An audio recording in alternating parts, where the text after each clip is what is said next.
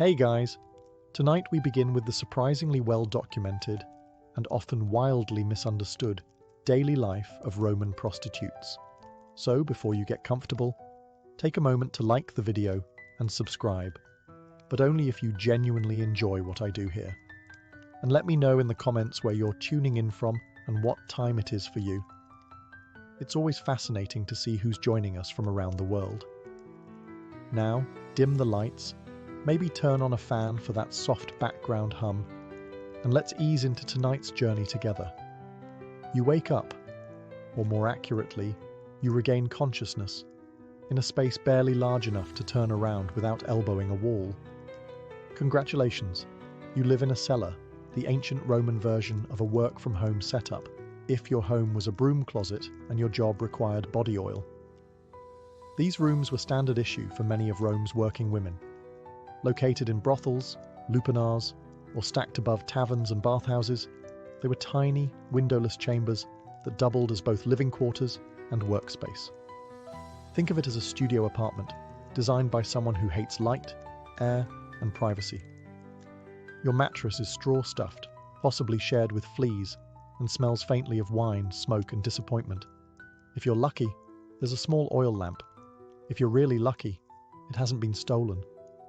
Your few possessions, some cheap makeup, a comb, and maybe a bronze mirror if times are good, are shoved into the corner like they too are tired of being here. There's no running water. There's no plumbing. There's a bucket you try not to think about. Bathing? That'll be a group activity later at the nearest public bathhouse, where the water is communal and the awkward eye contact is free. But there's no time to lounge, because your room is also your office, and business hours are whenever someone knocks, or barges in, or yells through the door. Yes, privacy is a modern concept. Here in Rome, walls are suggestions and doors are decorative. Most days begin with a quick clean-up of the room. Sweep out yesterday's dust, wine stains, and any lost sandals left behind by last night's visitors. Then comes the prep. Face powder, rouge, and enough perfume to qualify as flammable. You're not trying to smell good. You're trying to smell better than the guy in line behind you. You practice your best sultry half-smile in the bronze mirror, not because it works, but because pretending helps. A customer once described you as charmingly awake, and you're still riding the emotional high from that, because here in the cellar, every day begins the same, cramped, rushed, and filled with just enough dignity to make it to lunchtime. After waking up in your glorified broom closet, it's time to prepare for another day of impressing clients and surviving public judgment. But first, hygiene, or what passed for it in ancient Rome. There is, of course, no private bathroom. That luxury is reserved for the wealthy, and even they just had pots with ambition. As a working girl in a city that worships marble statues but accepts open sewers, your best option is the nearest public fountain or bathhouse, depending on your mood and threshold for awkward nudity. If you're pressed for time, and let's face it, you usually are, you go for the quick rinse at the communal fountain. Splash some water on your face, rinse out your mouth with wine if you're fancy, and hope the fountain hasn't been used to clean a chicken that morning.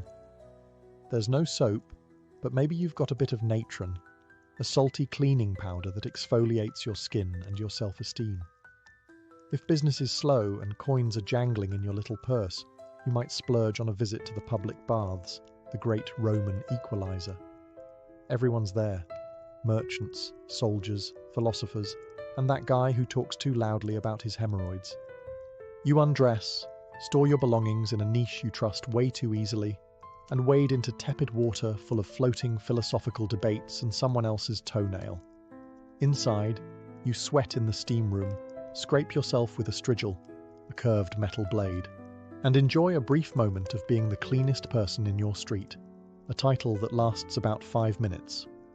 After the bath, you dry off, apply more perfume, and try to remember if anyone's invented deodorant yet. They haven't. To finish the look, a bit of chalk-based face powder, a hint of rouge for the cheeks and lips, and kohl around the eyes. Not to highlight your beauty, to hide the fatigue. Clients don't want to see the woman who's already dealt with 3 senators and a sailor before noon. They want mystery, allure, and someone who doesn't smell like old lentils. Now that you're washed, or at least convincingly perfumed, it's time to get dressed. And while Roman society had a lot of complicated opinions about fashion, there was one outfit that made things very clear: the female toga. Yes, toga. That flowing white garment we usually associate with senators, emperors, and frat parties. But here's the twist. In Rome, a woman wearing a toga wasn't making a political statement. She was making a professional one. It was a visual billboard for, "I'm not a respectable matron, and I am available for negotiation." Proper Roman women wore the stola, a long layered dress that said, "My husband controls my dowry, and I go to bed at 9. Prostitutes, on the other hand, were denied the stola by law and required to wear a toga, often short, brightly coloured, and intentionally flashy. Think less Grecian goddess, more visible from across the forum. The look was usually accessorised with cheap jewellery, bronze or glass beads, maybe some loud earrings. The goal wasn't elegance, it was visibility. When you're competing with 20 other women in a 100-metre radius, subtlety is a luxury you can't afford. Footwear? Likely simple sandals, maybe even barefoot depending on location and budget. Comfort wasn't a priority.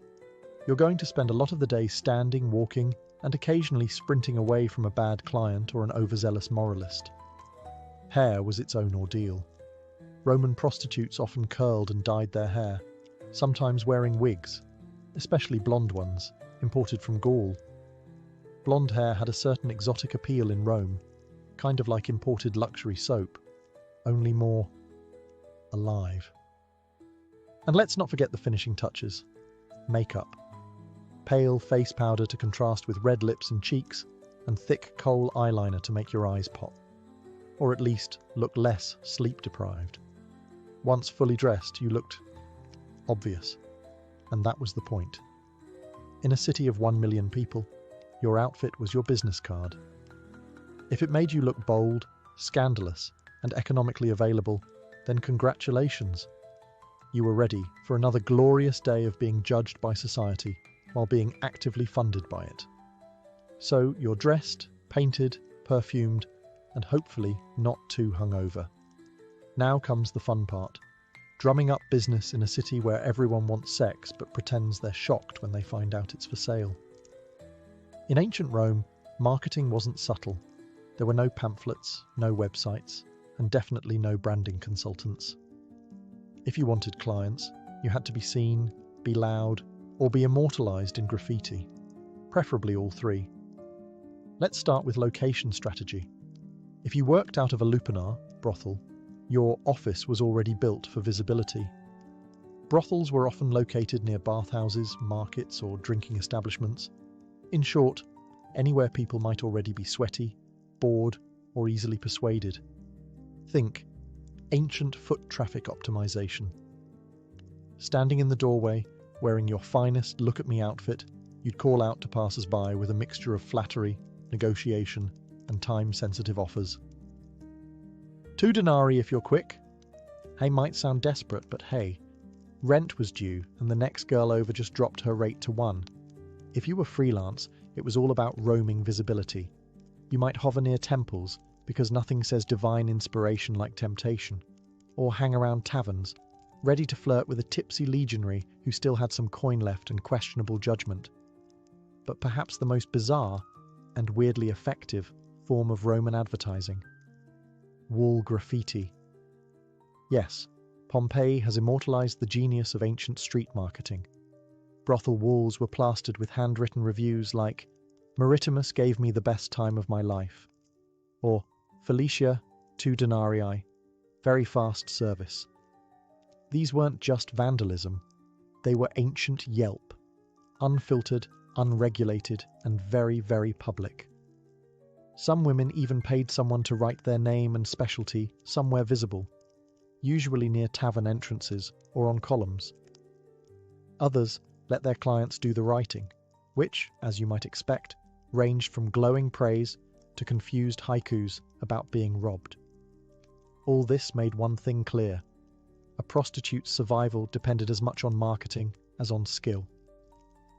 If people didn't know your name, your rates, and your approximate level of enthusiasm, someone else was getting the business. Because in ancient Rome, as now, the secret to success wasn't always talent. Sometimes it was just better PR. So you've advertised yourself. You've got the outfit, the eyeliner, and just enough confidence to fake a good mood. Now it's time to talk pricing, the part where ancient Rome pretends to be a free market while secretly judging you anyway. Let's be clear, there was no union. Rates were set by supply, demand, and whatever you could get away with before someone bartered you down with a loaf of stale bread. For street-level workers, or those in lower-end lupanars, prices could be as low as 1 or 2 asses, a small bronze coin that wouldn't even get you a glass of wine. That's right, some clients were paying less than the cost of a decent lunch. If that feels depressing, remember, some women accepted food, sandals, or even promises as payment. Yes, in a city with an empire's worth of coinage, IOUs still existed. On the other hand, high-end prostitutes, often called meretrices, operated more like luxury brands. These women could charge in denarii, silver coins, sometimes multiple per client, especially if they had skills beyond the bedroom. Conversation, music, poetry, basic literacy, anything that let a client believe they weren't just hiring company, but taste. Some prostitutes even had niches, not architectural ones, marketing ones. Maybe you specialized in working with sailors, or performing erotic dances, or reciting poetry during the act. Don't laugh. Ovid probably inspired someone. The more unique your brand, the less replaceable you became. Repeat clients might get a discount, or not. It depended entirely on whether they paid on time or smelled like fermented cabbage. And if you worked under a pimp or brothel owner, a hefty cut of your earnings disappeared before you saw a single coin. Some women were enslaved, which meant they didn't get paid at all, just food, shelter, and a vague promise that one day they might buy their freedom if they somehow won the Roman lottery. Welcome to the lupanar, the Roman brothel. It's not luxurious, but it has walls, which already makes it more dignified than working behind a tavern. Technically, it's a place of business. Realistically, it's a sweaty stone maze of bad decisions. The term lupanar comes from lupa, meaning she-wolf, which the Romans used as slang for prostitute. That's right. Your job title was also your animal comparison. Not exactly empowering, but at least it's consistent. Most lupanars were 2-story buildings crammed between bathhouses and bars, perfect for catching foot traffic from half-drunk senators and bored sailors. Inside, you've got a narrow hallway lined with tiny rooms, each equipped with a stone bed, a thin mattress, and just enough space to reconsider your life choices. No doors, just curtains, for that open floor plan vibe. Privacy? That's something rich matrons had. You've got damp linen and the sound of someone snoring through your shift wall. You're not alone, of course. A proper lupanar had several working women and one delightful parasite known as the leno, pimp, or lena, madam. Their job was to take a cut of your earnings, promise repairs that never happened, and occasionally yell things like, "Work faster, he's important." Clients ranged from nervous teenagers to sweaty legionaries and balding senators claiming this was just a philosophical visit. Some were in and out faster than a dropped denarius. Others tried to talk about their poetry, which frankly was worse. During downtime, you'd sit near the entrance, giving your best "I'm flirty but dead inside" expression, while calling out to passing foot traffic. Marketing was mostly volume-based. 2 coins! Special today! I'll pretend to listen. And yes, the walls were covered in graffiti, ancient Yelp reviews etched lovingly into the plaster. Felix was here, twice, or Thais gives a good time. Occasionally someone got artsy and drew pictures. Proportions were rarely accurate. Confidence, however, was never lacking. Working in a lupanar wasn't glamorous, but it was consistent. A roof over your head, a bed, if you squint, and if nothing else, you'd always have a front row seat to humanity's weirdest parade. Not every Roman prostitute worked in a lupanar. Some preferred or were assigned to the equally glamorous world of taverns. If the brothel was a chaotic office cubicle, the tavern was more like working in an open-air startup, with more vomit and fewer stock options. Taverns, kolpanai or popinai, were where Rome's finest drunkards, merchants, off-duty soldiers, and guys named Gaius with gambling debts gathered to drink, shout, and pretend they understood Virgil. For prostitutes working here, the motto was simple: serve the wine, sell the charm, dodge the gropes. A typical shift involved pouring watered-down wine into dirty cups for people who wouldn't notice the difference anyway. With your other hand, you flirted just enough to keep the denarii flowing, but not so much that a brawl broke out. Unless that brawl was entertaining, in which case, carry on. Unlike the brothel, taverns were technically food establishments, so you had the delightful backdrop of boiled cabbage, fish sauce, and body odour. It was an aroma that clung to your tunic and your soul. But it also meant you could upsell a client. For 2 more coins, I'll pretend you don't reek of garum. Some women worked the back rooms or upstairs areas, making the tavern a part-time brothel with table service. Others kept things more casual, offering company, lap sitting, and heavily suggestive compliments like, "Your toga looks clean." This was high praise in Rome. Payment was often immediate. Credit did not exist. If a client tried to delay, you had options: yell, threaten, or grab the bouncer, who was usually a retired gladiator with one eye and a short temper. The upside: taverns offered more foot traffic and sometimes better tips. The downside: you were a waitress, therapist, and hostage negotiator all at once, and no one tipped for emotional labour. And of course, there was the endless soundtrack: shouting, dice clacking, lyre players trying to impress women, and the occasional argument over who invented democracy. Working tavern duty was unpredictable, exhausting, and smelled like despair. But it paid the bills. Sometimes, if the customers didn't vomit on your sandal first. For the entrepreneurial spirit with no brothel affiliation and too much confidence, there was always the street. Freelance prostitution in Rome meant walking the line between independent contractor and please don't arrest me. The Roman streets were alive with opportunity and sewage. Prostitutes who worked outdoors were called prostibulae, and they roamed the alleys, bathhouse entrances, marketplaces, and occasionally temple steps, because nothing says divine intervention like offering a discount outside a shrine to Venus. Daylight hours were decent for traffic, but risky. You had to navigate gawking citizens, nosy magistrates, and angry matrons who thought your existence was ruining their husband's self-control. Spoiler, it wasn't. You dressed brightly to stand out. Think short tunics, flashy jewellery, maybe a wig made from imported German hair. It was less understated elegance, more visible from across the Circus Maximus. The goal was to catch a client's eye before his wife caught him. Approaching a potential customer involved a delicate dance of flirtation, timing, and not getting mistaken for someone's runaway slave. You'd smile, compliment his sandals, and casually mention your rate before the local vigils, street guards, decided your entrepreneurialism was public disorder. Some clients were polite, others were aggressively cheap, and a few were very confused and just wanted directions to the bathhouse. You learned quickly to tell them apart, mostly by the level of eye contact and how many coins they jingled. Competition was fierce. You weren't just up against fellow prostibulae, you were up against free lovers, drunken party girls, and retired gladiators with a side hustle. Everyone was trying to make a denarius.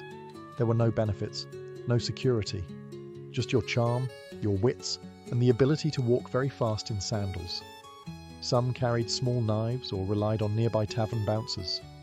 Others simply prayed that tonight's customers weren't philosophers with commitment issues. Still, for all its chaos, the street scene had its advantages. You set your own hours, kept your own profits, and didn't have to answer to a Leno breathing down your neck.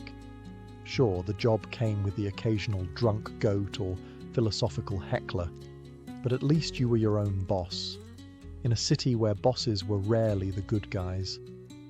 If you thought the life of a Roman prostitute was already tough, allow us to introduce your least favorite client, the Roman tax collector. Yes, the Roman Empire, brilliant engineers, conquerors of the Mediterranean, champions of togas, also invented a dedicated tax on prostitutes. It was called the vectigul ex capturis, and it ensured that even your most awkward encounters contributed to Rome's public infrastructure. Congratulations, your nightly services just funded another aqueduct. The tax wasn't just unofficial pocket skimming either. This was a state-sanctioned system, managed by professional collectors known as publicani, men who were somehow both boring and terrifying. They kept detailed records, demanded payment in cash, and probably judged your perfume choices while scribbling on their wax tablets. To legally operate, prostitutes had to register with the aediles, the Roman equivalent of a city inspector with an affinity for paperwork and moral superiority. Upon registration, you were entered into an official list of sex workers. Think of it as joining a trade union, except there were no benefits, and instead of a card, you got a branding, literally. Yes, some sex workers, especially enslaved ones, were branded or tattooed with marks like Lupa or their owner's name. If you're wondering how that made clients feel, don't worry. The branding wasn't for them. It was to ensure you couldn't pretend to be respectable later. And the tax rate. It varied depending on location, class, and whether your clients were sad senators or discount gladiators. But it always stung. You paid per act or per week, depending on the region, and there was no deduction for emotional labor, uncomfortable silences, or existential dread. Refusing to pay could result in fines, arrest, or being barred from working, though enforcement was spotty, especially if you were paying under the table or knew how to flirt with an aedile. Still, for a profession already swimming in stigma, this tax added insult to injury. Rome was essentially saying, "We disapprove of your lifestyle. Also, give us 10%.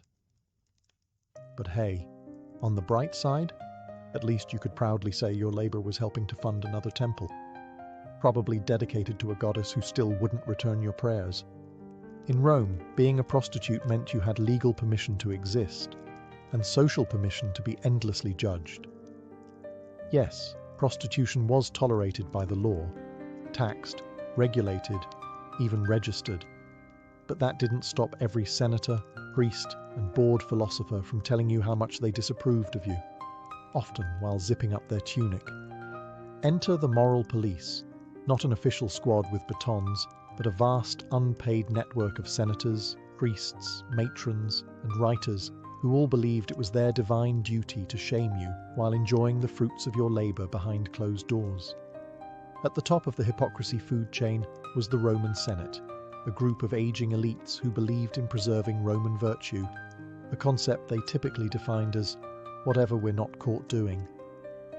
Many of them publicly railed against moral decay while maintaining discreet tabs at every brothel from the Forum to Subura. Then you had the aediles, Rome's actual public officials who enforced laws on cleanliness, order, and decency. Their job was to regulate brothels, inspect establishments, and sometimes fine women for being too obvious about their profession, which again was legally required to be obvious. You couldn't make it subtle if you tried. Writers like Juvenal and Seneca had a field day.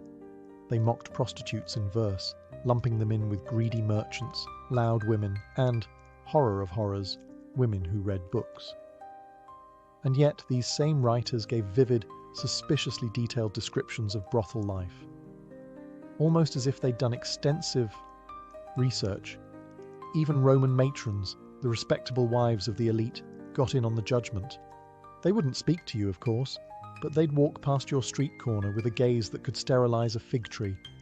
Some even petitioned for laws banning prostitutes from wearing jewelry or entering public baths, which is rich considering many of their husbands treated bathhouse visits like part-time jobs.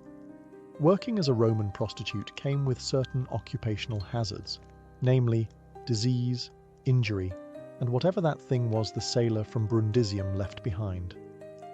Welcome to the Health and Wellness chapter, where the only prescription is, hope you survive. Let's begin with the big one, venereal disease.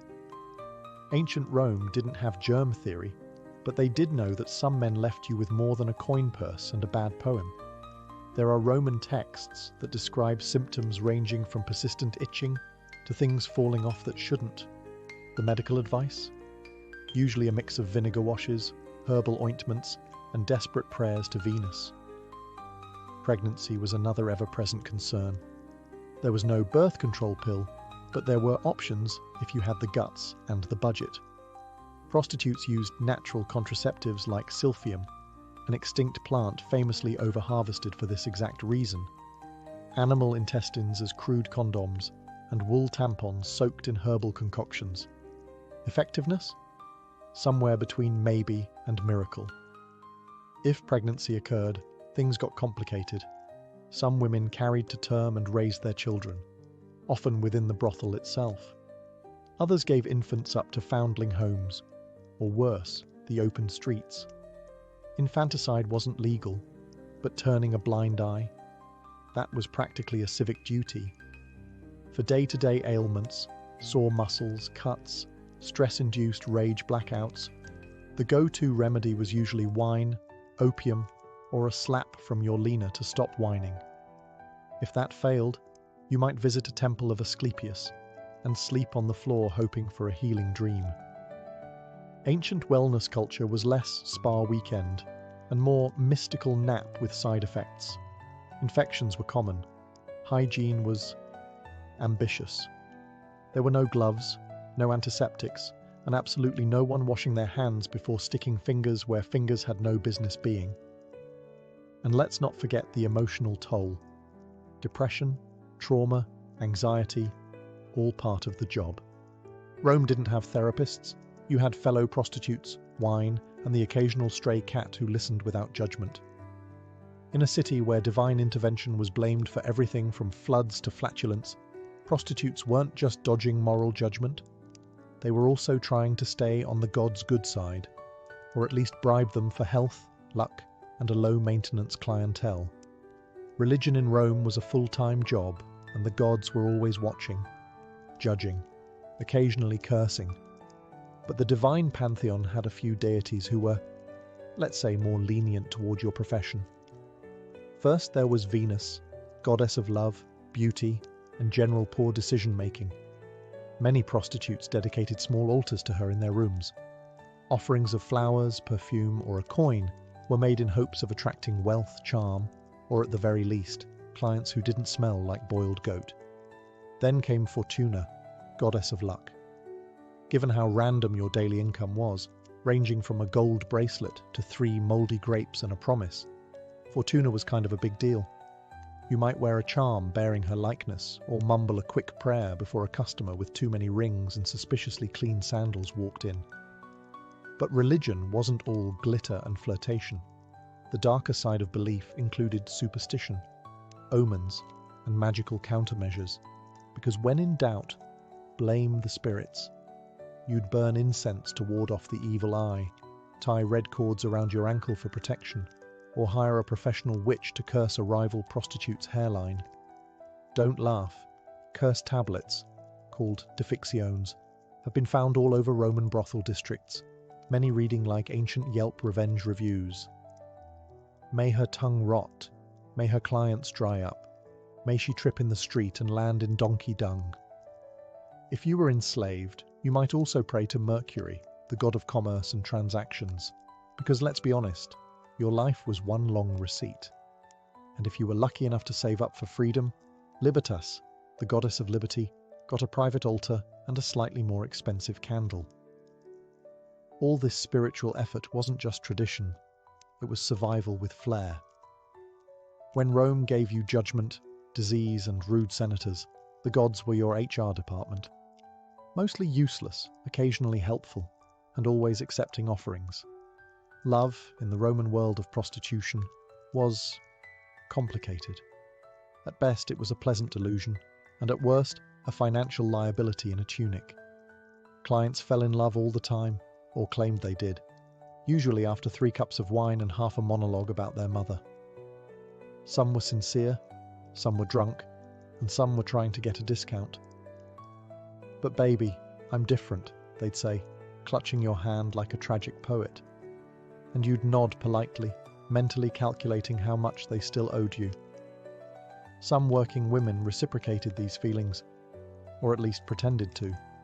Emotional labor was part of the package. Smile, listen, pretend his toga doesn't smell like despair. For a few clients, you might even develop something real: attachment, affection, or just mutual exhaustion.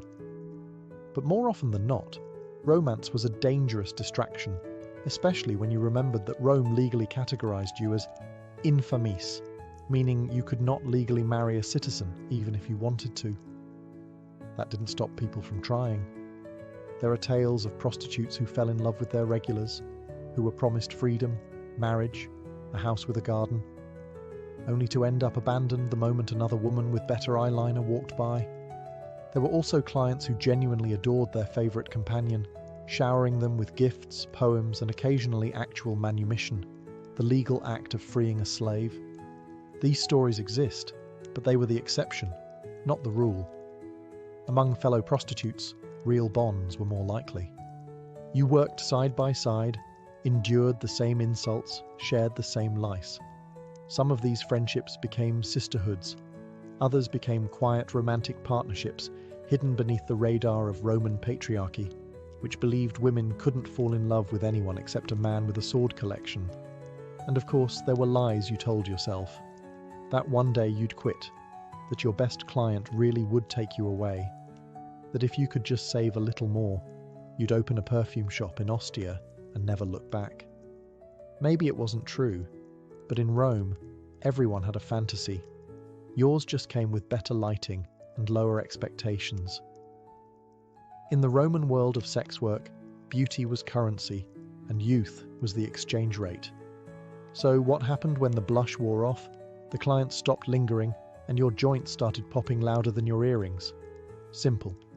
You aged out, but you didn't disappear. Some women, having saved carefully, or miraculously had a client with both money and follow-through, managed to buy their freedom if they were enslaved and start over. The luckiest opened taverns or bathhouses, renting out rooms to the next generation of desperate optimists. Others became madams, linae, the brothel version of upper management. Less action, more shouting. As a lina, you didn't need to be young or pretty. You needed to be sharp, intimidating, and fluent in threats involving sandals and overdue debts. You ran the schedules, kept the books, and made sure the curtains were only mildly horrifying. Clients feared you. Workers pretended to respect you. The Eagles sighed when they saw you coming. Other retired sex workers leaned into fortune-telling. After all, when you've heard every confession and watched every mistake walk through the door, predicting doom becomes second nature. A few became unofficial therapists, wise women, or herbalists, offering advice laced with sarcasm and slightly incorrect medical suggestions. But many simply kept working, because Rome wasn't in the habit of offering pensions to women who'd spent 2 decades in a toga. Older prostitutes still had clients, they just adjusted their marketing. Less blushing flower, more experienced, discreet, and tolerates poetry.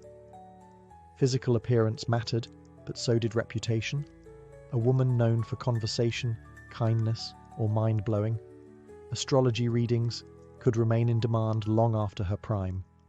And for those with no savings, no patrons, and no lucky breaks, the options weren't kind. You begged, you cleaned temples, you worked in laundries until your hands turned into shriveled olives. Rome didn't care how you got old, only that you did so quietly. But here's the truth they didn't carve into marble. For many, survival itself was the achievement. And if you made it to old age with your wit intact and at least one working sandal, you were already a legend. When people think of ancient Rome, they picture marble statues, grand speeches, and emperors with questionable family trees. What they rarely picture: the woman leaning in a brothel doorway, adjusting her wig, and mentally calculating how many coins she needs to not starve next week. Roman prostitutes didn't just work in the shadows. They've been kept there by history, carefully edited out of the noble narrative so schoolchildren could learn about aqueducts without asking uncomfortable questions. Yet they were everywhere. In graffiti, legal records, satire, poems, love letters, curse tablets, and receipts. Yes, actual receipts. They were a fixture of daily Roman life, even as society treated them like morally contagious wallpaper.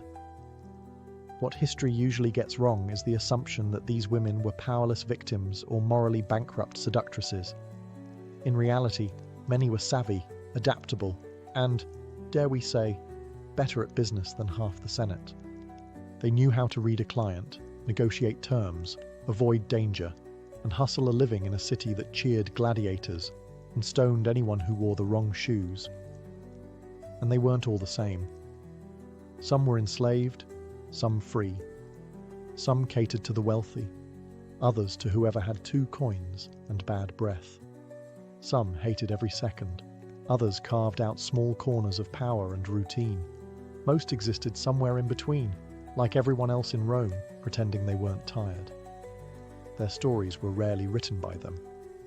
Instead, they were remembered by poets looking for metaphors, by moralists clutching their pearls, or by archaeologists piecing together Pompeii's raciest wall scribbles. But here's what's remarkable. They're still visible. In stone carvings, in sarcastic graffiti, in laws and loopholes and offhand mentions in love poems. These women were erased from respectability, but not from reality. They worked, they laughed, they scammed, they wept, and they endured. All without marble statues or gilded tombs, just faint ink on a crumbling wall. Maritima was here, and worth every coin. So the next time someone waxes poetic about the glory of Rome, remember, behind every toga-clad philosopher was a working girl keeping the economy and the gossip alive. In the world of the Vikings, warfare was a constant presence, and with it came injuries, deep cuts from swords, axe wounds, broken bones, and burns from fire and frost. On the battlefield or back in the village, it was the leknir, the healer, who was called upon to treat the wounded. These individuals were respected members of society, combining the practical knowledge of herbs with the spiritual traditions of Norse belief. Among the most trusted herbs in a Viking healer's collection was yarrow, Achillea millefolium. Known for its ability to staunch bleeding, yarrow was used widely across northern Europe. Viking healers would crush the leaves and apply them directly to wounds, either alone or mixed into a poultice. Yarrow acted as a coagulant, helping to stop blood flow and prevent infection. It was believed to possess sacred properties, with legends connecting its power to Odin himself. The preparation of such remedies was both methodical and rooted in cultural ritual. The healer might wash the wound with boiled water infused with antiseptic herbs, apply crushed yarrow, and bind the area tightly with linen or animal skin strips. In some cases, chants or prayers were recited during the process, invoking protection or healing from the gods. Healing was not just physical, it was also spiritual. Beyond battlefield wounds, yarrow was used internally as well. A tea made from its flowers and leaves could reduce fevers, ease digestive complaints, or help relieve menstrual cramps. It was a versatile plant, and one that could be found growing throughout the Viking homelands, in fields, near rivers, or in small garden plots maintained by women of the household. Healers in Viking society had a deep understanding of their environment. They knew which plants grew in which seasons, how to harvest them properly, and how to preserve them for use during the long, dark winters. Knowledge was passed down through generations, often from mother to daughter, or from elder to apprentice. These traditions blended elements of Germanic herbal lore with the rich cosmology of Norse mythology. In a world without hospitals or modern antibiotics, the skill of the healer and the power of plants like yarrow were essential to survival and to maintaining strength in a warrior-driven culture. While yarrow addressed bleeding and surface wounds, the Viking healers' battle against infection required deeper remedies. One of the most revered herbs in this regard was Angelica, Angelica archangelica, a tall aromatic plant with hollow stalks and umbrella-shaped clusters of greenish-white flowers. It thrived in the cold climates of Scandinavia and was considered so valuable that it was cultivated in monastery gardens long after the Viking Age ended.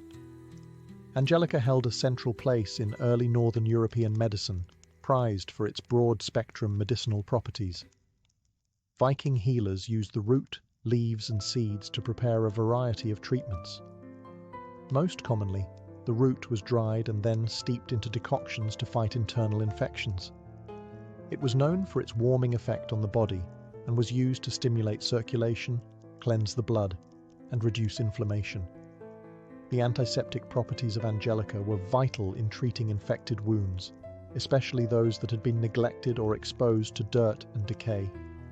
A healer might grind the root and mix it with animal fat or beeswax to create a salve, then apply it to festering injuries. When ingested as a tea or tincture, Angelica helped combat respiratory infections, fevers and digestive issues, ailments that could become life-threatening in a time without antibiotics. But Angelica's power extended beyond physical healing. In Norse cosmology, certain plants were believed to carry divine energy. The name Angelica itself, though Latin in origin, echoes the spiritual reverence surrounding the plant. In Christianized Europe, it was said to have been revealed by an angel to cure the plague. While Viking belief systems were different, they too held that some plants were gifts from the gods. It is likely that Angelica, with its strong scent and dramatic appearance, was associated with protection and sacred power. Women, who often served as herbalists within the household, used Angelica to treat gynecological conditions. It was thought to regulate menstrual cycles and ease childbirth, a dangerous and sacred moment in Norse society. Because of its reputation as a purifier, Angelica was also used in smoke rituals to cleanse homes and ward off disease during times of illness. In every Viking community, from remote farms to coastal trading towns, Angelica was a cornerstone of natural medicine. Its effectiveness and symbolic weight made it a trusted ally in the healer's quest to preserve life in a harsh and unpredictable world. As spring arrived in the Viking world, it brought with it one of the most vital remedies for fever and fatigue: birch sap. The birch tree, widespread across Scandinavia, was more than just a source of wood. It was a living pharmacy. Vikings tapped the tree in early spring, collecting the clear, slightly sweet sap as it rose from the roots to nourish new leaves. This seasonal practice required skill and timing, as the sap could only be harvested for a short period before the tree fully awakened. Healers used birch sap as a tonic for those weakened by long winters, illness, or lingering fevers. It was served fresh or fermented into a lightly alcoholic drink known for its revitalizing qualities. Rich in minerals, electrolytes, and natural sugars, birch sap helped rehydrate the body and restore lost energy, especially after the depletion caused by sickness or extended fasting. In an era without formal nutrition science, Viking healers recognized the restorative power of this gift from nature. In cases of fever, healers often paired birch sap with infusions of cooling herbs such as meadowsweet or elderflower. This gentle combination helped bring down body temperature while nourishing the patient. In more serious cases, the sap might be mixed with bitter herbs like wormwood to purge the body of what was believed to be harmful humours. The logic was simple: cleanse, restore, and rebalance. Beyond its internal uses, the birch tree had a role in external treatments too. The bark, when boiled, produced a tar-like substance with antiseptic properties. It was used to treat skin infections, minor burns, and bites.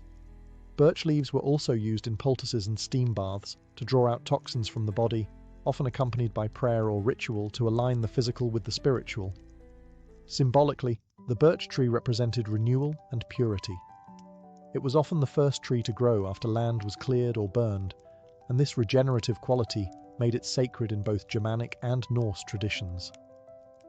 The use of its sap in healing reflected this belief, returning vitality to the sick and offering the promise of recovery after hardship. In the healer's practice, birch sap was a seasonal treasure, a clear, life-giving elixir that marked the changing of the year and the persistence of health in a cold and often merciless land. In Viking herbal medicine, juniper was revered for its powerful cleansing properties, both physical and spiritual.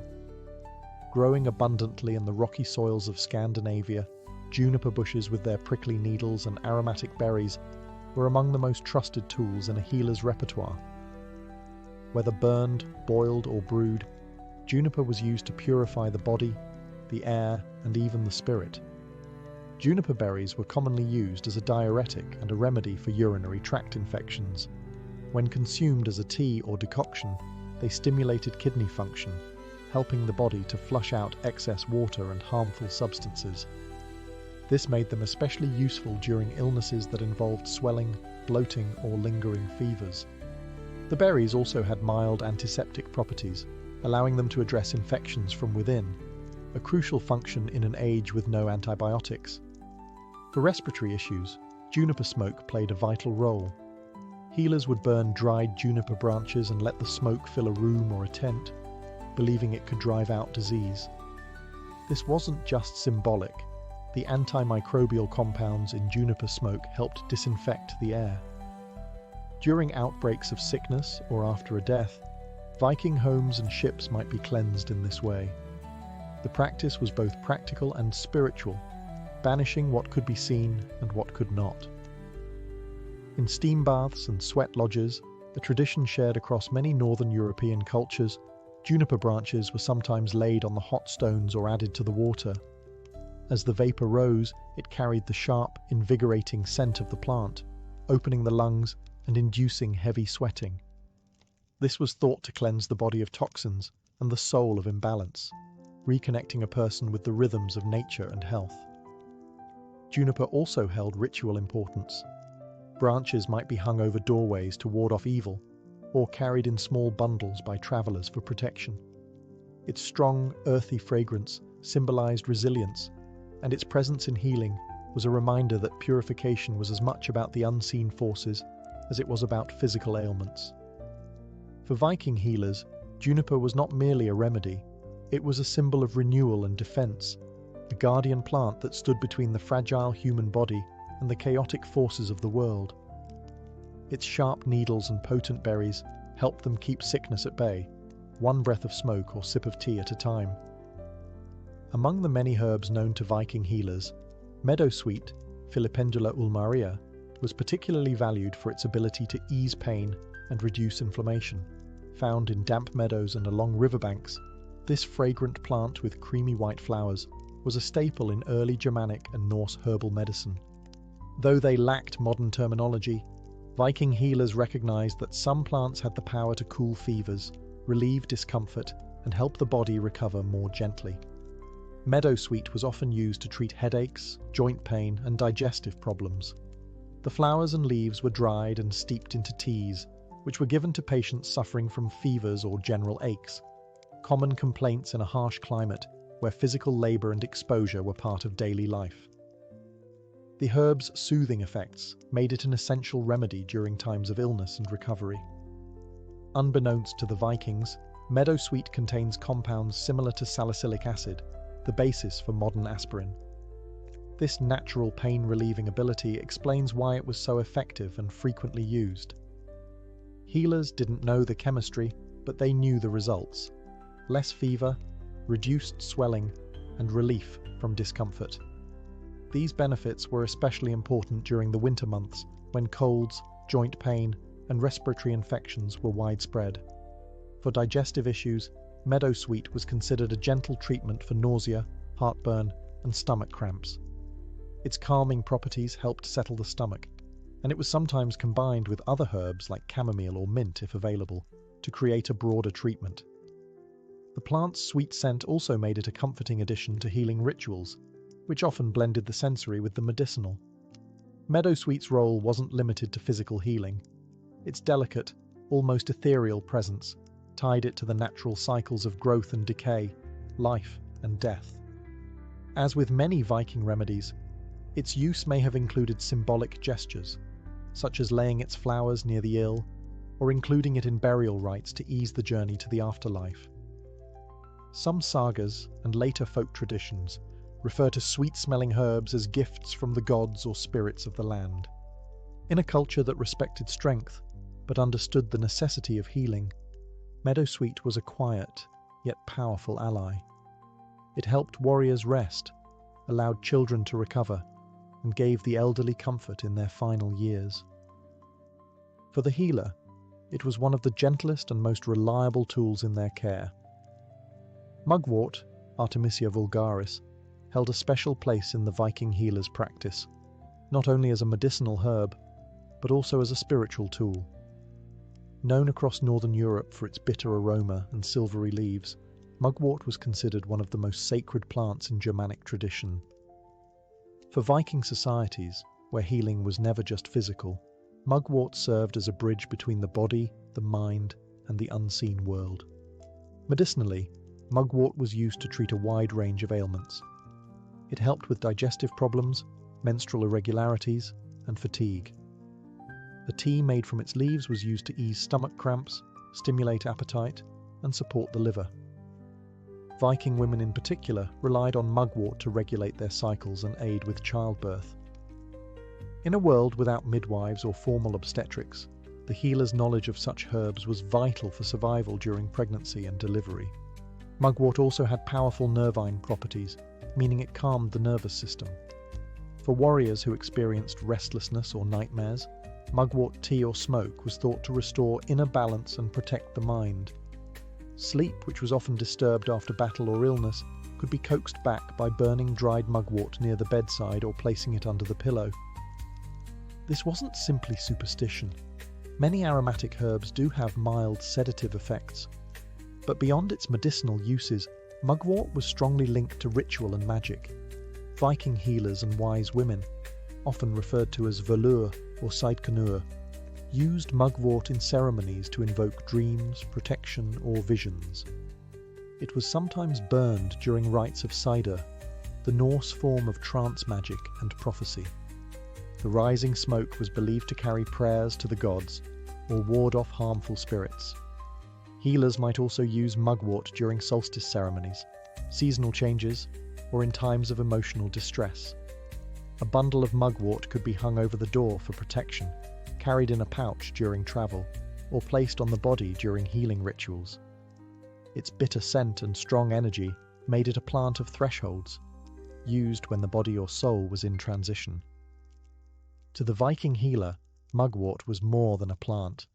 It was an ancient ally, one that stood at the intersection of medicine and magic, guiding the sick not only toward physical recovery, but toward spiritual realignment with the world and the gods. Among the most practical and powerful remedies in the Viking healer's collection was garlic, Allium sativum. Though not native to Scandinavia, garlic had long been traded across Europe and may have reached the Viking world through early contact with the British Isles, Frankish territories, and Eastern markets. Its strong scent and potent medicinal qualities made it an essential part of early Norse medicine, especially for infections, parasites, and protection against disease. Garlic's antibacterial and antifungal properties were well known, even if not scientifically understood. Viking healers used crushed garlic in poultices to clean wounds and prevent festering, particularly important for injuries sustained during battle or travel. When applied directly to cuts, garlic could kill harmful microbes and reduce inflammation. Though painful, this treatment was effective in preventing deeper infections in a time when even minor wounds could turn deadly. Internally, garlic was often eaten raw, pounded into pastes, or brewed into strong infusions. It was believed to strengthen the immune system, purify the blood, and warm the body during illness. In harsh northern winters, when colds, fevers, and coughs were widespread, garlic served as a valuable tonic. It was sometimes combined with honey, another antimicrobial agent, to make the strong flavor more palatable and to enhance its healing effect. Garlic was also used to treat parasites, especially intestinal worms, which were common due to poor sanitation and frequent contact with livestock. A mixture of garlic and vinegar was administered in small doses to purge the body. Its pungent nature made it a strong cleansing agent, and its association with vitality gave it symbolic weight in Norse healing traditions. Beyond the body, garlic was believed to repel evil spirits and malevolent forces. Healers or household members might hang braided garlic near doorways or in sleeping areas, not just to ward off disease, but to protect from unseen dangers, especially during times of illness, war, or childbirth. It served both as a physical remedy and a spiritual safeguard. For Viking warriors, garlic was not only a cure, but a form of daily defense. Before raids or journeys, some are believed to have consumed it as part of preparation, viewing its strength and fire as a shield within the body. In this way, garlic stood as a symbol of endurance, fighting infection, energizing the weak, and anchoring the body in a dangerous, ever-changing world. In the Viking Age, the stinging nettle, Urtica dioica, was more than a nuisance. It was a plant of power. Despite its painful sting, nettle was one of the most useful and respected herbs in Norse healing traditions. It grew abundantly in meadows, forest edges, and near settlements, making it easily accessible to healers and households alike. Its medicinal benefits were numerous, and its resilience in harsh conditions mirrored the strength and endurance the Vikings valued. Nettle was used primarily to treat conditions related to blood and vitality. Viking healers prepared nettle teas or broths to combat fatigue, iron deficiency, and overall weakness.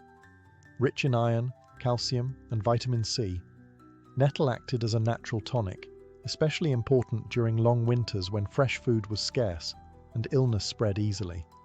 Warriors recovering from battle or children recovering from fever were often given nettle to rebuild strength. The leaves were dried or cooked to reduce their sting and then brewed into infusions. These drinks were believed to purify the blood, promote circulation, and encourage the body to rid itself of harmful substances. Nettle also had a mild diuretic effect, making it useful for treating fluid retention and joint pain, common issues among labourers and older community members. In external treatments, nettle was sometimes used in surprising ways.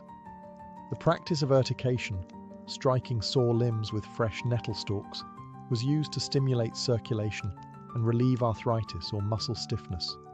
Though painful, it was believed to bring warmth and life back to cold or stiff areas of the body.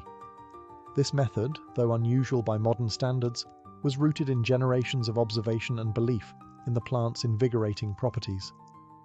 Nettle also served practical roles beyond medicine. Its fibers were used to make rope, fishing nets, and even cloth, especially during times when flax or wool were scarce. This dual utility, nourishing the body and supporting daily life, made nettle a deeply integrated part of Viking culture. Symbolically, nettle was a plant of resilience. It thrived in disturbed soil and returned year after year, no matter how often it was cut back. In Norse society, where survival required both strength and adaptation, nettle embodied those values. For the healer, it was a reminder that even the most painful plants could bring healing, and that power often came from what first seemed harmful. Viking herbal medicine was never written down in formal texts during the age itself. Instead, it lived in the spoken word, in chants passed from mother to daughter, in gestures shared among wise women, and in the quiet work of healers who blended tradition, observation, and belief. These practices formed a body of knowledge deeply rooted in both the natural environment and Norse cosmology. To treat illness in the Viking world was not just to cure the body, but to restore balance to the person, the household, and the invisible threads connecting them to the gods. Healers in Viking society worked with what the land provided. They knew which herbs to gather in spring, which roots to dry in autumn, and how to preserve medicinal plants through the long winter months. Yarrow, angelica, birch, juniper, meadowsweet, mugwort, garlic, and nettle. Each had a specific role, but all were part of a larger system of understanding the body in harmony with nature. Treatments were physical, yes, but also symbolic. Illness might be seen as a disturbance in fate, a challenge from the gods, or an imbalance between the seen and unseen worlds. Women played a central role in maintaining and passing down this knowledge. In longhouses and farmsteads, Female healers oversaw the care of families and communities. Some took on more specialized roles, like the voleurs, seers who blended healing with prophecy, often called upon during crises. Their work often included sacred herbs, spiritual rituals, and appeals to divine forces like Frigg, Air, or Freya. Healing was not just a duty, it was an act of connection between mortal life and the mythic world. With the spread of Christianity and the decline of Norse paganism, much of this oral tradition faded or was absorbed into new religious frameworks. Monasteries adopted and preserved some of the herbs and techniques, while others disappeared or became entangled in superstition and fear. But echoes of Viking herbal medicine can still be found today, in Scandinavian folk healing, in modern herbalism, and in the renewed interest in ancestral plant knowledge. The legacy of Viking healers lies not just in the herbs they used, but in the worldview they preserved, that nature holds power, that healing is both physical and spiritual, and that wisdom often resides in the hands of those who listen to the land. Joan of Arc was born in the winter of 1412 in the rural village of Domremy, a quiet hamlet in northeastern France, nestled near the border of Burgundy. At the time, France was fractured by war and civil unrest. The 100 Years' War between England and France had already dragged on for decades, and northern France was caught in the crossfire. Joan was born into this turbulence, the daughter of Jacques d'Arc and Isabelle Romay, devout peasants who raised their children in the Roman Catholic faith. Her family lived modestly. They owned a small patch of land, a few animals, and relied on farming to survive. Joan was not taught to read or write, like most girls of her class, but she was known for her hard work and deep religious devotion from an early age. She spent much of her childhood helping around the house, tending sheep and attending church. Her world was humble and steeped in faith. The voices she would later claim to hear would come to someone who already spent hours in prayer and contemplation. Domremy itself was a contested area. Though technically loyal to the French crown, it bordered Burgundian territory, a faction allied with the English. The threat of violence was constant. Raids by Anglo-Burgundian forces occasionally swept through the region, destroying crops and burning homes. Joan would have grown up with stories of heroism and defeat, of saints and warriors, of kings and traitors. Her early years were shaped by instability, fear, and a longing for peace. Despite the fear that hung over France, Joan's childhood was not without community. She was well liked in the village and described by neighbours as kind, pious, and unusually serious for her age. She often prayed at a nearby chapel dedicated to the Virgin Mary, where she would later claim her divine mission began. These years laid the spiritual and emotional foundation for what would come.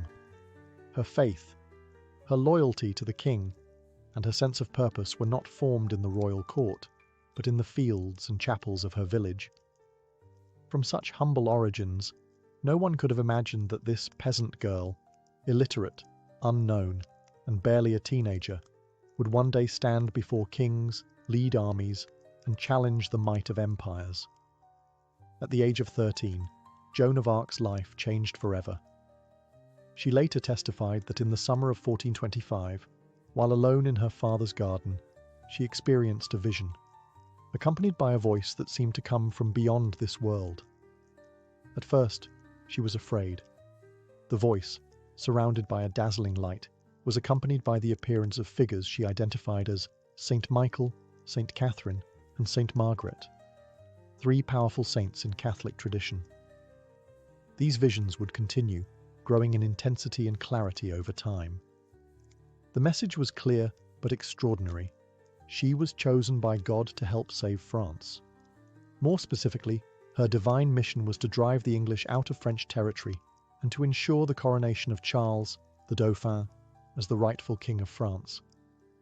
It was a staggering revelation for a young peasant girl with no military experience, no formal education, and no standing in society. Joan told no one at first. She kept the visions private, fearing disbelief or punishment. But the voices persisted, urging her to act.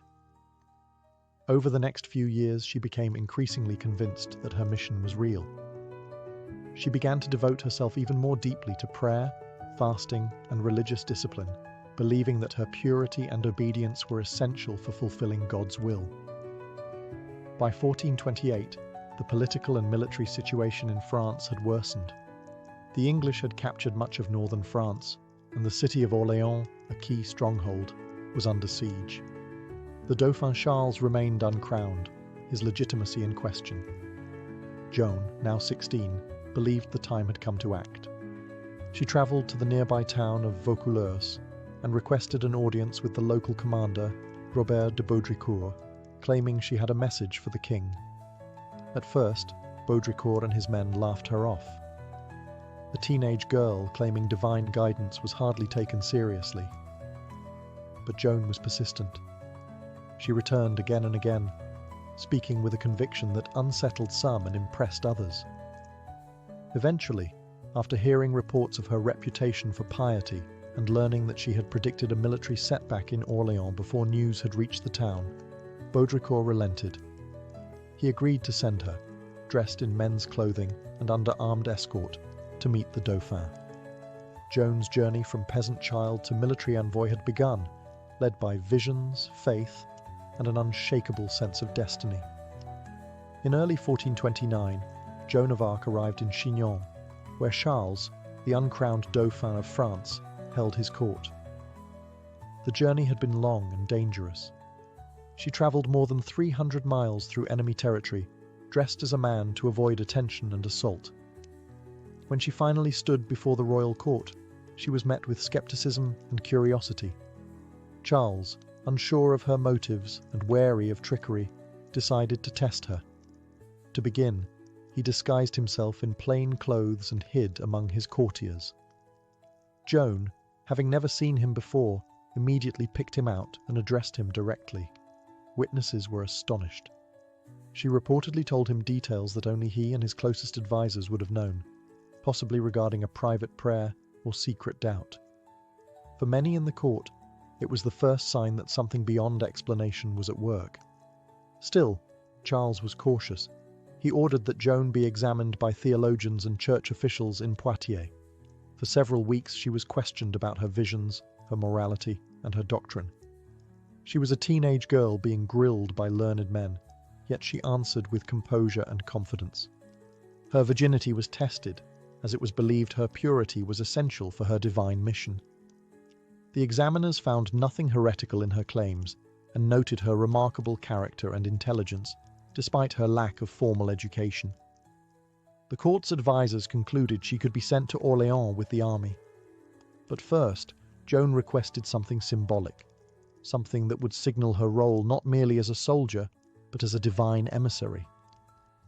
She asked for a banner. The banner she received was white, embroidered with an image of Christ and the words Jesus Maria.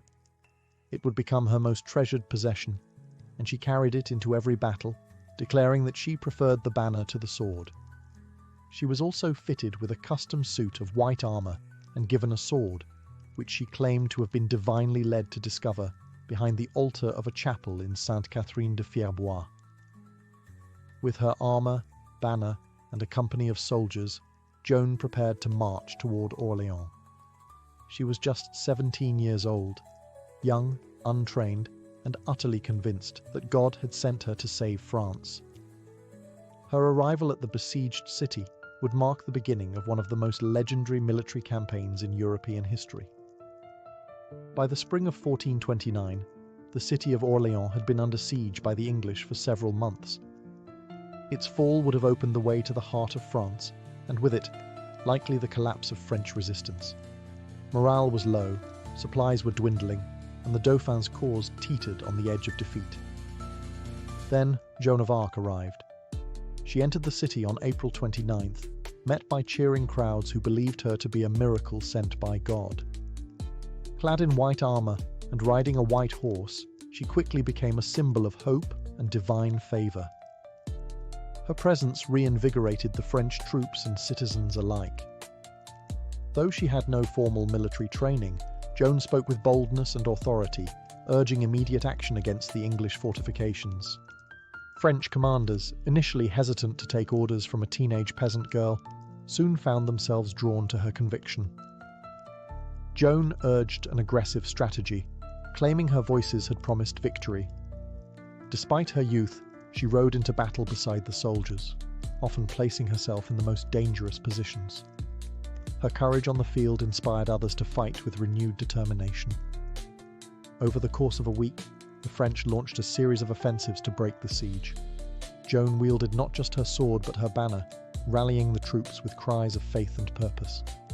She was wounded during the assault on the fortress of Les Tourelles, shot in the shoulder by an arrow.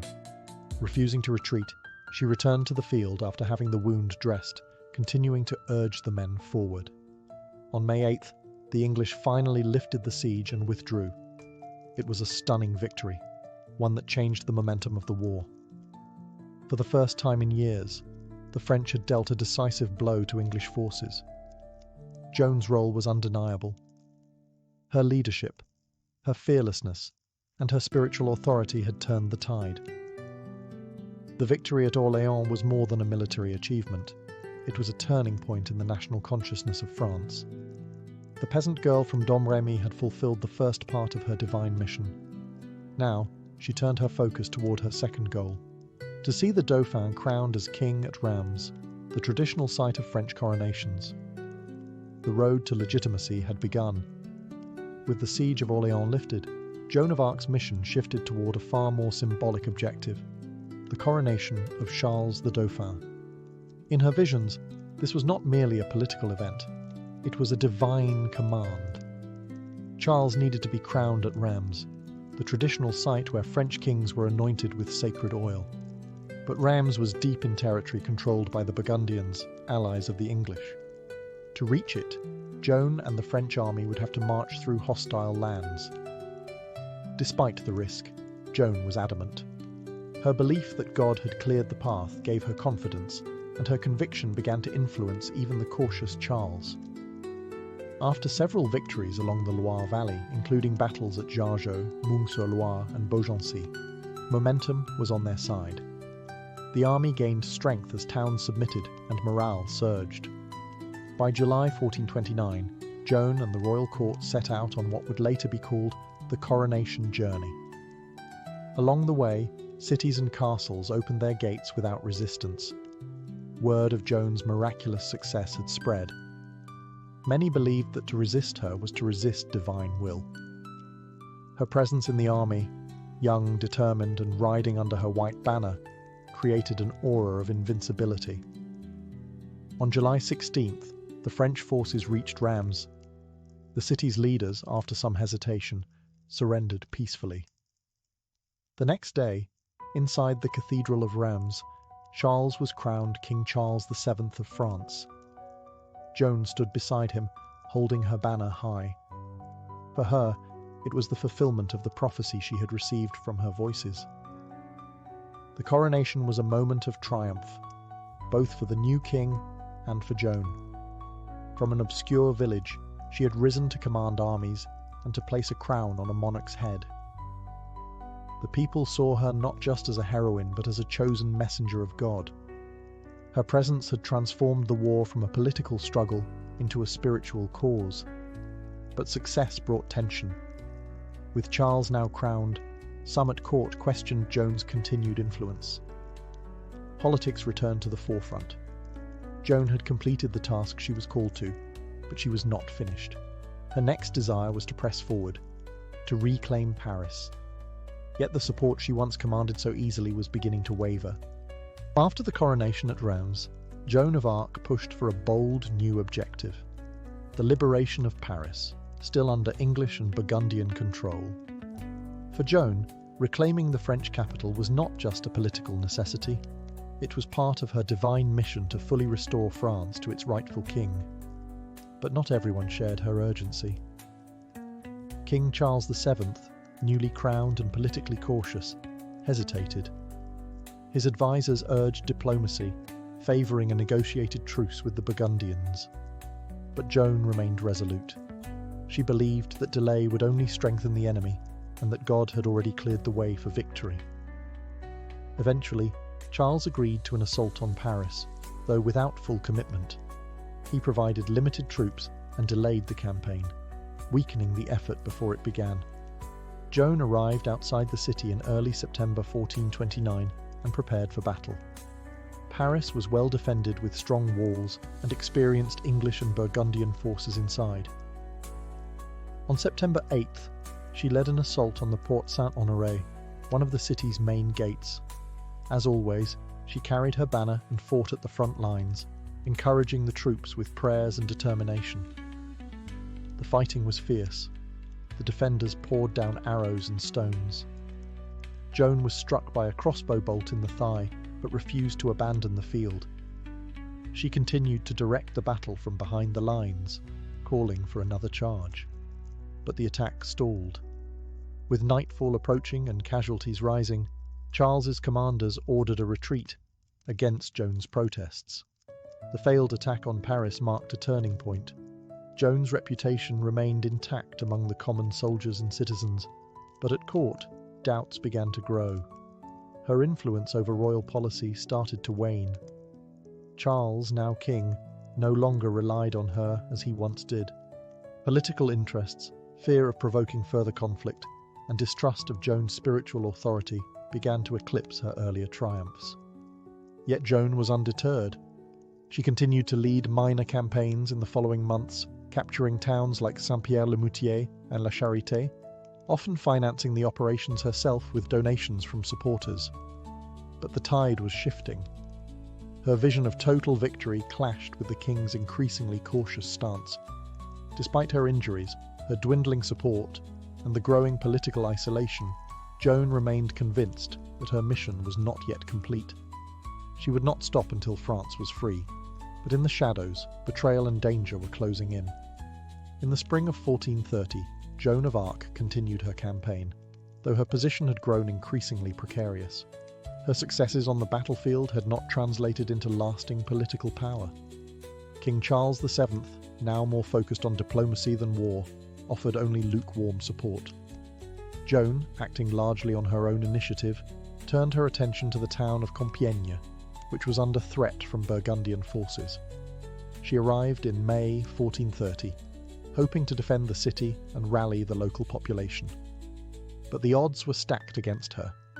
The Burgundians, allies of the English, were closing in with superior numbers.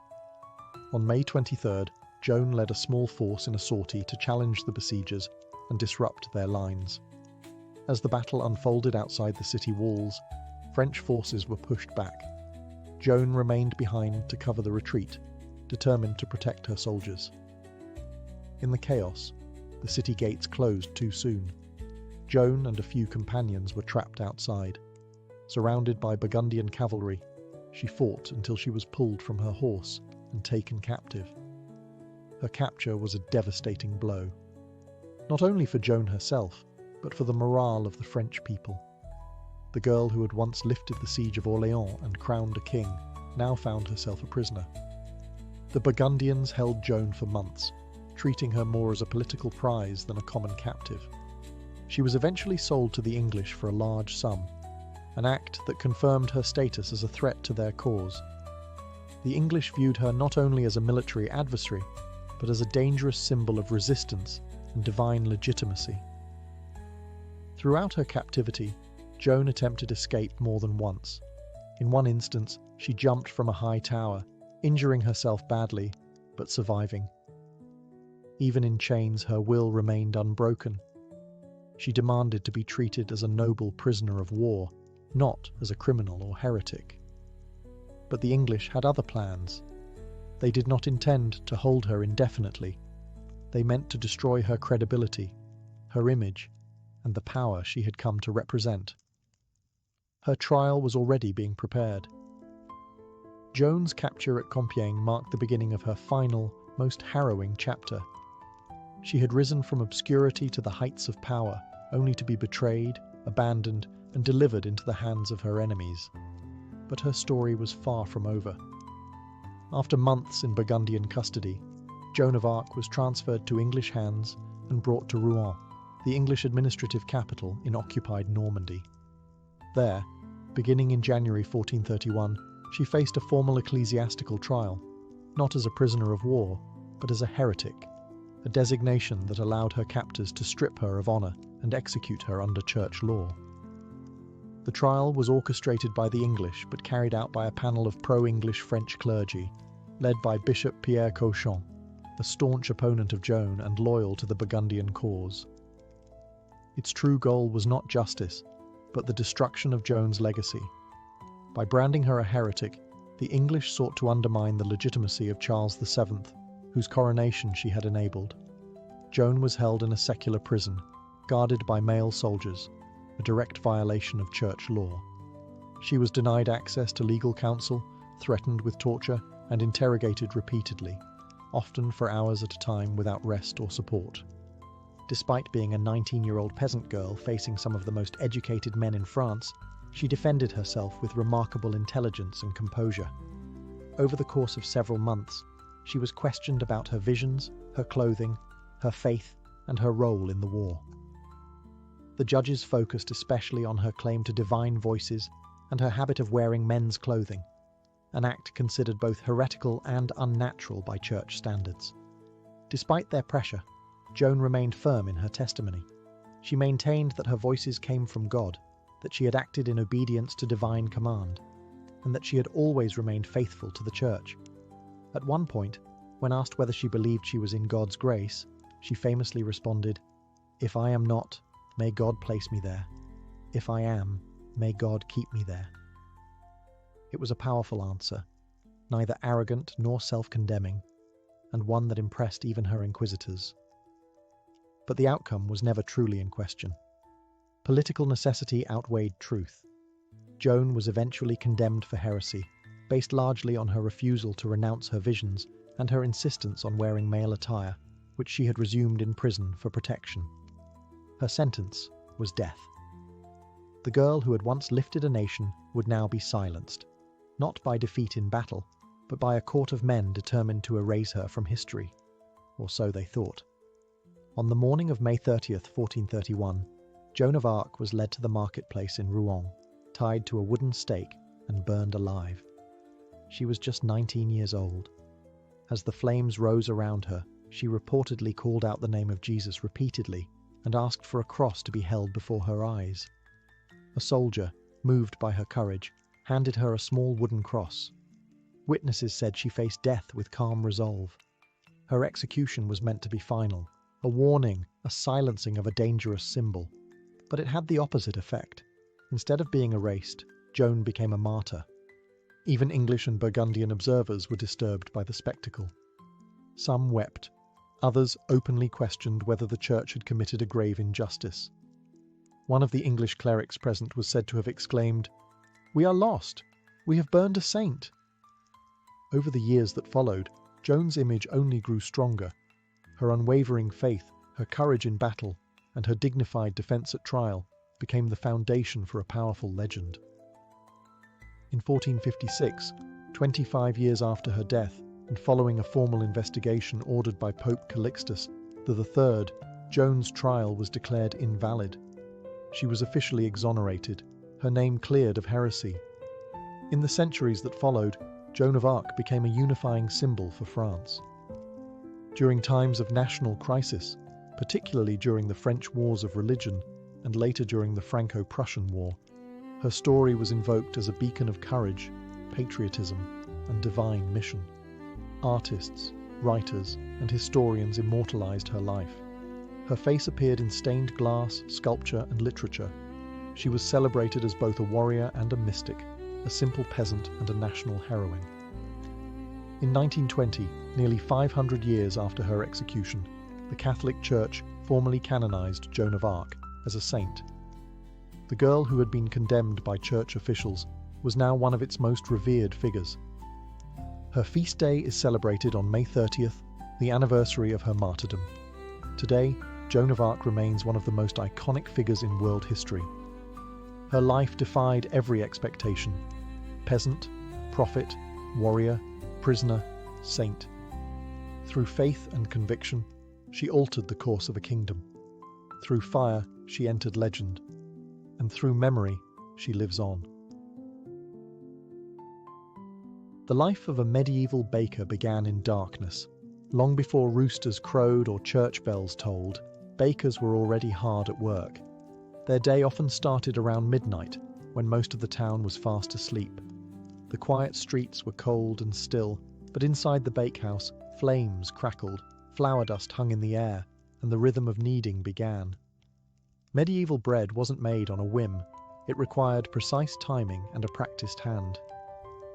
Bakers relied on sourdough starters, carefully nurtured fermenting dough that gave rise and flavour to the loaves. There were no commercial yeasts. Everything was done by feel, smell, and experience. The flour was often coarse, ground at a local mill, and carried its own unique character based on region, season, and grain quality. Some bakers even mixed in bran, barley, or beans to stretch their flour supplies.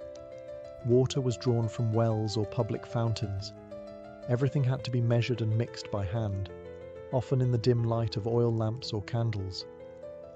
The mixing trough was usually wooden, and the dough had to be kneaded until it reached the right texture, a task that required strength and repetition. In colder months, the dough had to be kept warm with cloths or near the hearth to rise properly. The oven, usually a large domed brick structure, had to be heated long before baking. Bakers would burn bundles of wood inside until the walls radiated enough heat to bake several batches of bread. Ashes were raked out carefully, and the oven floor cleaned with a damp cloth or a wooden peel before the loaves were slid in. By the time the town stirred, merchants setting up stalls, church doors opening for morning mass, the baker's first loaves were already out of the oven. The smell of warm bread filled the air. It was the scent of sustenance, of daily survival. For many in the medieval world, bread was the cornerstone of every meal. But for the baker, it was just the beginning. Deliveries had to be made, customers served, and records kept. And once the ovens cooled and the counters cleared, there was little time to rest, because tomorrow's dough would need mixing before the moon set again. In medieval towns, the baker's work never truly ended. To master the daily grind of medieval baking, a baker needed more than just flour and fire. They relied on a trusted set of tools, each shaped by generations of craftsmanship. The bakehouse itself was often a simple stone or timber-framed structure, but inside, it was a specialized world. Every item had a purpose, and efficiency could mean the difference between profit and punishment. The heart of any bakery was the oven. Typically made of clay or brick, these were dome-shaped and massive, designed to retain heat for hours. Heating the oven wasn't quick. Bundles of wood, often oak or beech, were burned inside until the walls radiated the ideal temperature. Then the ashes were raked out and the bread loaded using a peel, a long-handled wooden paddle that allowed bakers to slide loaves deep into the hot chamber without burning themselves. The kneading trough was another essential item, usually carved from a single block of wood or built from heavy planks. These troughs were wide and low, allowing bakers to lean into their work. The dough was mixed and worked by hand, and larger bakeries sometimes had several troughs going at once to keep up with demand. Measuring tools were primitive but vital. Most bakers used wooden scoops or hand-carved measures for flour and salt, though consistency varied. Scales were rare, and accuracy was often enforced by local guilds or town officials. Cheating customers by underweighting loaves could lead to heavy fines, or worse. Flour was stored in cloth sacks or wooden barrels, while water was hauled in buckets from wells or streams. Some bakeries also had sieves for removing husks or debris, especially in more prosperous towns where finer bread was expected by wealthier clients. Coarser flours, however, were common for the lower classes. Perhaps the most valuable tool was the baker's hands, calloused, experienced, and trained by years of repetition. They knew when dough was ready, when the oven was hot enough, and when a loaf was just beginning to sing its final crusty notes. Everything had to be cleaned and prepared before the next day. The tools, humble though they seemed, were part of a larger rhythm, a cycle of labour, skill, and heat that transformed raw grain into life-sustaining bread. In the hands of a medieval baker, each tool helped feed a town. In the medieval world, bread was more than food. It was the foundation of every meal and a marker of social class. Nearly everyone ate it daily, but not all bread was created equal. What you ate said a great deal about who you were. The wealthiest citizens, nobles, clergy, and prosperous merchants demanded the finest bread, known as manchet, or white bread. Made from finely sifted wheat flour, this bread was soft, pale, and expensive. Producing it required extra labor, grinding, sifting out bran, and using only the most refined parts of the grain. This labor-intensive process raised its cost, placing it far out of reach for commoners.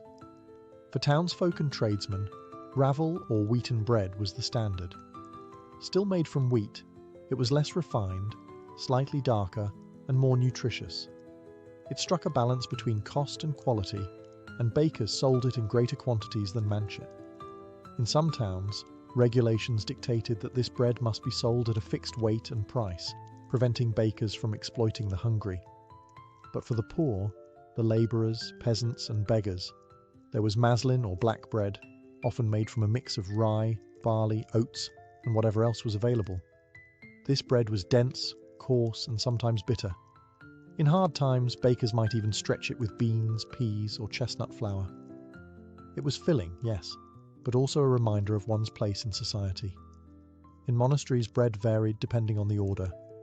Some monks ate simple loaves in keeping with their vows of poverty, while wealthier institutions produced high-quality white bread for guests and ranking clergy. Bread was also used as a social tool. During feasts, wealthy lords would use trenchers, thick slices of stale bread, as plates. After the meal, these were either eaten by servants or given to the poor. Charity was often dispensed in the form of bread, handed out at monastery gates or from noble kitchens.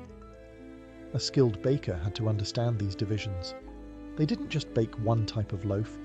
They produced multiple varieties daily to meet the needs of the entire town. Bread wasn't just nourishment. It was economy, hierarchy, and identity, baked into every crust.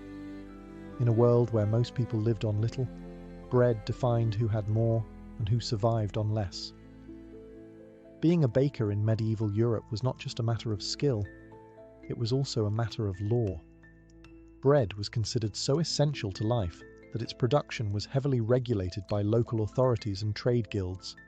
For a baker, failing to follow the rules didn't just mean bad business, it could mean public humiliation, loss of livelihood, or even imprisonment. In most towns and cities, guilds controlled the profession. These were associations of craftsmen who regulated quality, training, pricing, and supply. Bakers' guilds established strict standards for the weight, size, and ingredients of bread. These standards weren't optional. They were enforced through regular inspections and harsh penalties. New bakers often had to apprentice for several years before they were allowed to operate their own ovens. Guild membership was both a privilege and a protection. It gave bakers the right to sell in the town market and guaranteed some degree of economic stability. But it also bound them to a system of accountability. If a baker was caught selling underweight loaves or substituting poor ingredients, guild officials could fine them, suspend them, or revoke their right to bake altogether. Beyond the guilds, municipal authorities also monitored bread quality. In England, for instance, the assize of bread and ale, a law dating back to the 13th century, dictated exactly how much bread a customer should receive for a set price, which adjusted with grain costs. Officials known as bread weighers or ale tasters conducted surprise inspections and reported violators. Punishment for breaking bread laws could be dramatic. Some bakers were pilloried, locked into public stocks where they were mocked or pelted with stale bread and rotten food.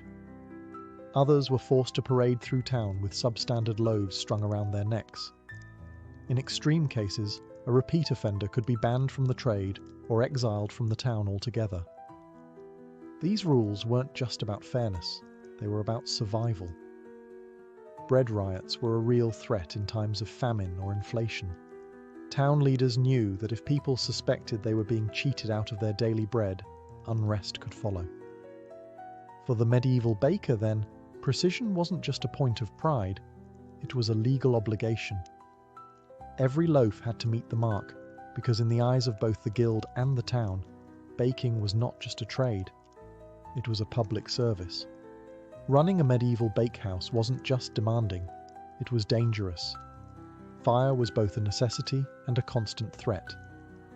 Ovens had to reach incredibly high temperatures to bake dense loaves, and maintaining that heat meant burning large quantities of wood, often in enclosed spaces made of timber, thatch or stone blackened by years of smoke.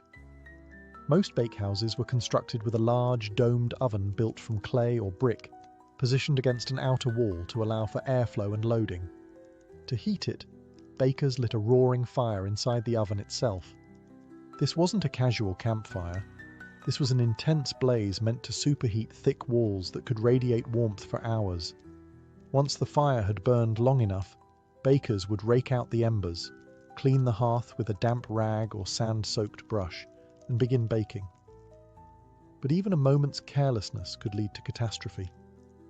Embers could escape, thatched roofs could ignite, and in densely packed towns and cities, a bakehouse fire could spread with terrifying speed. For this reason, many towns required that bakehouses be located on the outskirts or built with specific fire-resistant materials, if the baker could afford them. Bakers also faced health risks. Prolonged exposure to heat and smoke took a toll on the lungs and skin. The heavy lifting of flour sacks and kneading of massive batches of dough wore down the body over time. Burns were common, on arms, hands, and faces, earned while loading and unloading hot loaves with long wooden peels. Some cities had communal bakehouses, especially in poorer neighborhoods.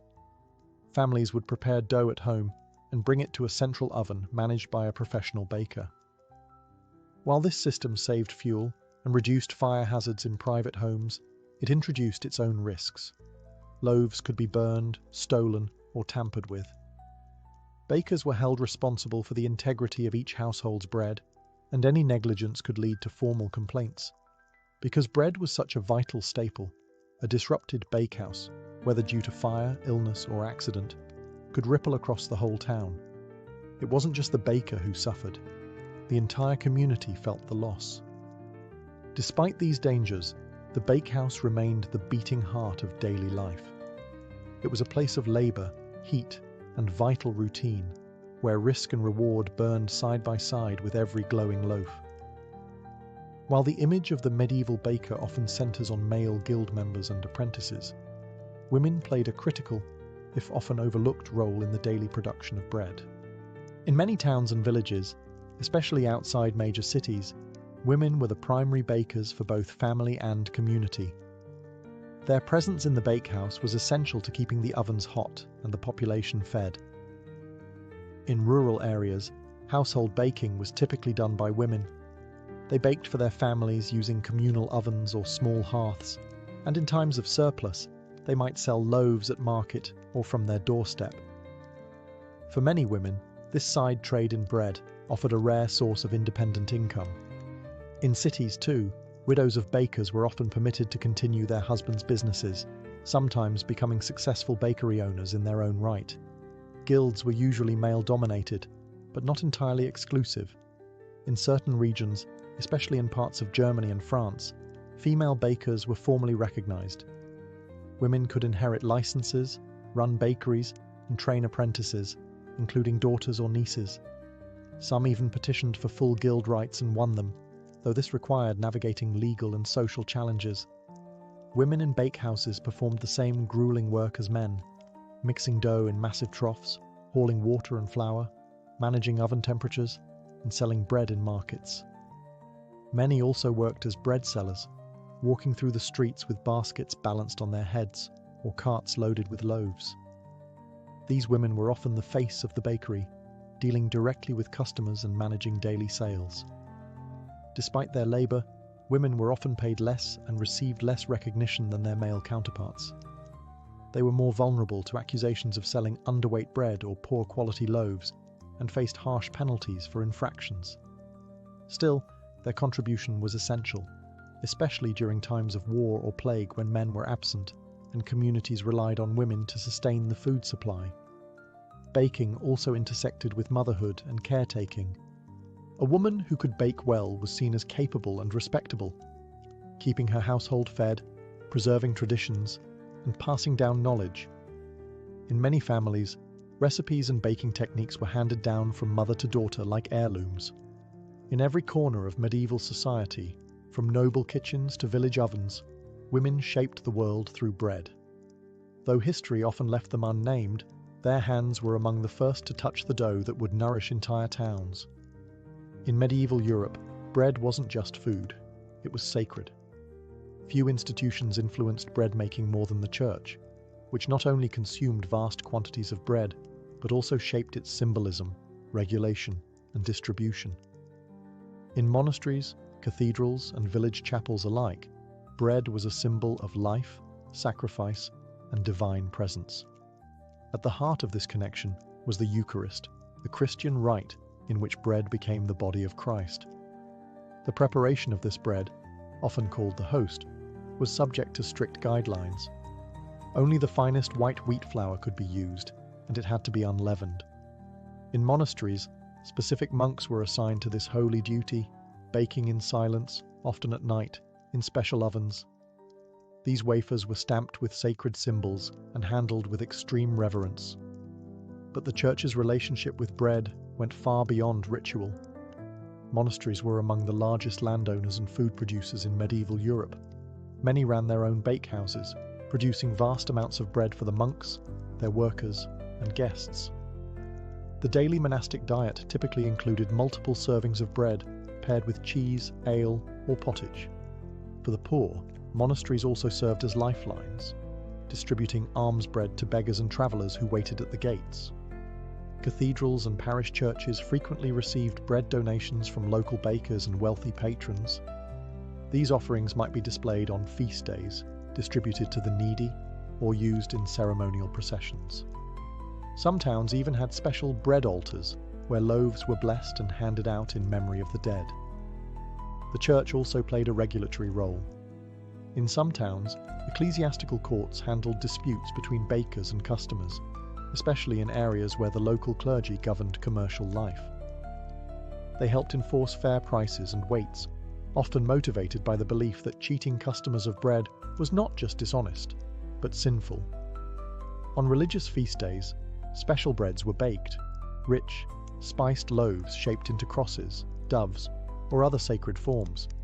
These celebratory breads marked the rhythm of the liturgical year and were often shared in the community to strengthen bonds of faith and fellowship. In the medieval imagination, bread was not only sustenance, it was spiritual nourishment. For the baker, supplying bread to the church meant more than earning money.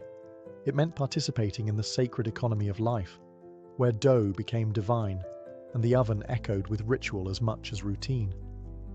In the medieval world, bread was deeply entwined with power. For rulers, mayors, guildmasters, and kings, controlling the price, supply, and quality of bread was as important as maintaining order. Because bread was the staple food for most of the population, often making up 70% or more of a person's diet, its availability was directly linked to political stability.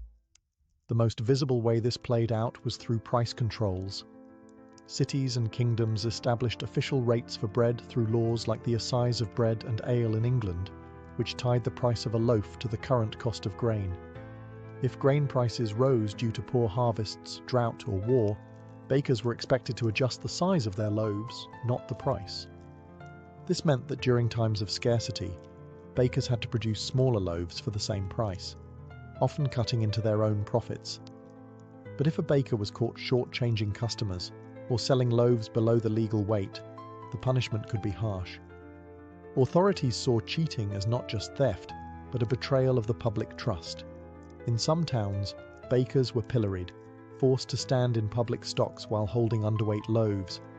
Others were fined, shamed, or even banned from baking. Bakers were also required to keep detailed records of grain purchases, flour usage, and the number of loaves baked. Inspectors could show up unannounced to weigh loaves and examine ovens. In particularly tense times, such as during war or famine, bakers were sometimes placed under military guard to ensure fair distribution. Bread riots were among the most feared expressions of unrest. When bread became scarce or unaffordable, mobs could form quickly.